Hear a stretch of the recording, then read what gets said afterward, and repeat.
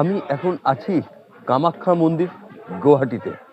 আপনারা জানেন আজকে সকালবেলায় মন্দিরে এসছিলাম, কিন্তু যেহেতু টিকিট ছিল না বা কুপন ছিল না এবং বিশাল বড় লাইনের জন্য পুজো দিতে পারিনি, কারণ গর্ভগৃহে ঢুকতে দিত না উইদাউট কুপন।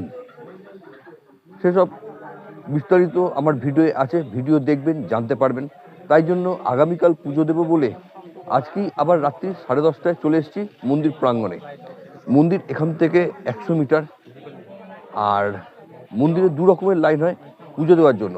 একটা হচ্ছে জেনারেল লাইন, আর একটা হচ্ছে ভিআইপি লাইন। ভিআইপি লাইনের জন্য 501 টাকা ডোনেশন দিতে হয়, আর জেনারেল লাইনের জন্য কোনো মূল্য লাগে না। সেই জেনারেল লাইনের টিকিট দেওয়া হবে ভোর 5টার থেকে। আমি মন্দির চত্বরে যখন এসছি 10:30টায়, তখন দেখছি এই অবস্থা।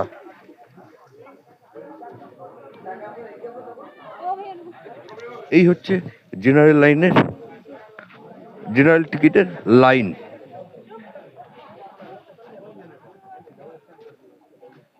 অন্তত 700 থেকে 800 লোক এখনই দাঁড়িয়ে পড়েছে।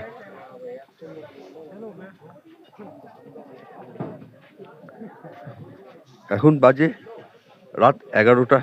ভোর 5টায় টিকিট দেবে। সারা রাত্রির এইভাবে বসে বা দাঁড়িয়ে কাটাতে হবে।